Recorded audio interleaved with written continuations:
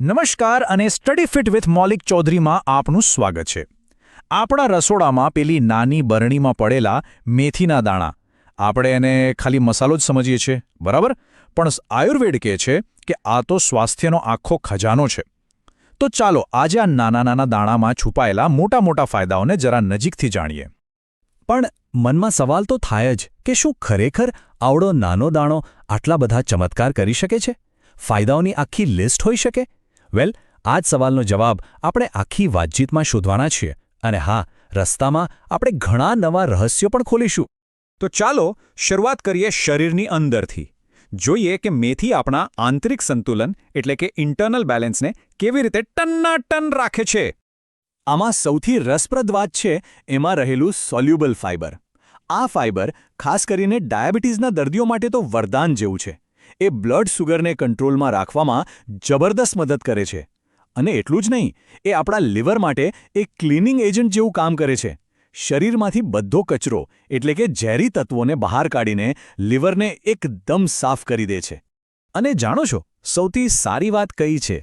આ બધા ફાયદાઓ માટે તમારે કંઈ બહુ મોટું નથી કરવાનું. દિવસની માત્ર 1 ચમચી મેથી, બસ ફક્ત 1 ચમચી જ કાફી છે. ટૂંકમાં કહીએ તો મેથી આપણા પાચન અને બ્લડ શુગર માટે એક નેચરલ રેગ્યુલેટરનું કામ કરે છે. ઓકે, તો શરીરના અંદરના બેલેન્સની વાત તો થઈ ગઈ, પણ આપણા શરીરનું સૌથી મહત્વનું અંગ આપણું હૃદય, એનું શું? શું મેથી એના માટે પણ કંઈક કરે છે? ચાલો જાણીએ. બિલકુલ, મેથી આપણા હૃદય અને બ્લડ સર્ક્યુલેશન સિસ્ટમ માટે એક બોડીગાર્ડ જેવી છે. ચાલો સમજીએ કે આ રક્ષક આપણા હૃદયની સંભાળ કેવી રીતે રાખે છે. જુઓ, મેથીમાં પોટેશિયમ ભરપૂર હોય છે. હવે આ પોટેશિયમનું કામ શું? એ આપણી લોહીની નળીઓને એટલે કે ધમનીઓને રિલેક્સ કરે છે. અને જ્યારે નળીઓ રિલેક્સ હોય ત્યારે બ્લડ પ્રેશર બરાબર રહે છે. પરિણામે હાર્ટ એટેક અને સ્ટ્રોક જેવી મોટી બીમારીઓનું જોખમ આપોઆપ ઘટી જાય છે. હવે વાત કરીએ કોલેસ્ટ્રોલની. શરીરમાં 2 જાતના કોલેસ્ટ્રોલ હોય છે, એક હીરો અને એક વિલન. મેથી અહીં શું કરે છે? એ વિલન એટલે કે ખરાબ કોલેસ્ટ્રોલને ઘટાડે છે અને હીરો એટલે કે સારા કોલેસ્ટ્રોલને વધારે છે. આમ એકદમ પરફેક્ટ બેલેન્સ બનાવી રાખે છે. અને આ બેલેન્સ કેમ જરૂરી છે? કારણ કે એ આપણી ધમનીઓમાં ચરબીને જામવા નથી દેતું, જેને પ્લેક કહેવાય છે. આ પ્લેક જ બ્લોકેજનું મુખ્ય કારણ છે.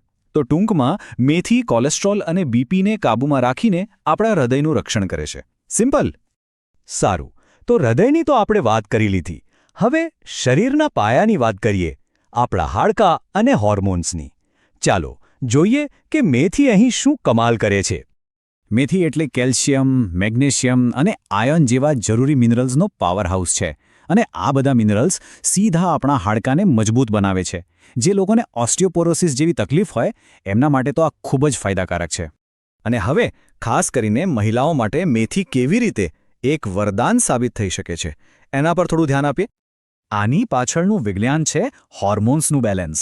મેથી શરીરમાં ઇન્સ્યુલિન અને એસ્ટ્રોજન જેવા જરૂરી હોર્મોન્સને સંતુલિત કરે છે.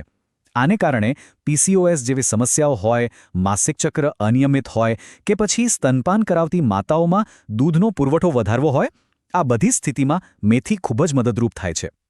ઓકે, ફાયદા તો આપણે ઘણા બધા જાણી લીધા, પણ હવે મુખ્ય સવાલ, આનો ઉપયોગ કેવી રીતે કરવો? શું કોઈ અઘરી રીત છે? ના, બિલકુલ નહીં. ચાલો એકદમ સરળ રીત બતાવું. તમારે બસ 3 સિમ્પલ સ્ટેપ્સ ફોલો કરવાના છે. પહેલું, રાત્રે સૂતા પહેલાં 1 ગ્લાસ પાણીમાં 1 ચમચી મેથીના દાણા પલાળી દો. બીજું, સવારે ઉઠતાની સાથે જે પાણી પી લો. અને ત્રીજું, પેલા પલાળેલા દાણા છે ને એને બરાબર ચાવીને ખાઈ જાઓ. બસ આટલું જ. હા, મને ખબર છે, અમુક લોકોને એનો સ્વાદ કદાચ થોડો કડવો લાગી શકે. પણ એની ચિંતા ના કરો. એ પાણીમાં તમે થોડો લીંબુનો રસ અથવા 1 ચમચી મધ ઉમેરી શકો છો. એનાથી સ્વાદ પણ સારો થઈ જશે અને હેલ્થ બેનિફિટ્સ પણ મળશે.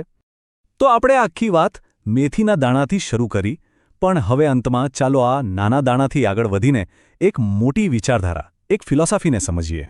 અને આ ફિલોસોફીનો સાર આ એક જ વાક્યમાં છે. આયુર્વેદ દવા નથી, પણ જીવવાની કળા છે. મતલબ કે આયુર્વેદ ફક્ત બીમારી થાય ત્યારે લેવાની ગોળી નથી, પરંતુ રોજબરોજ સ્વસ્થ રહીને જીવન કેવી રીતે જીવવું એ શીખવે છે. તો આજે આપણે મેથીના રહસ્યો જાણ્યા, પણ વિચારવા જેવો સવાલ એ છે કે આપણા પોતાના રસોડામાં મેથી જેવી બીજી કેટલી આયુર્વેદિક શક્તિઓ છુપાયેલી હશે? જરા શોધી તો જુઓ. આવી જ અવનવી અને ઉપયોગી માહિતી માટે સ્ટડી ફિટ વિથ મૌલિક ચૌધરી ચેનલને સબસ્ક્રાઇબ, લાઇક અને શેર કરવાનું ભૂલતા નહીં. ફરી મળીશું.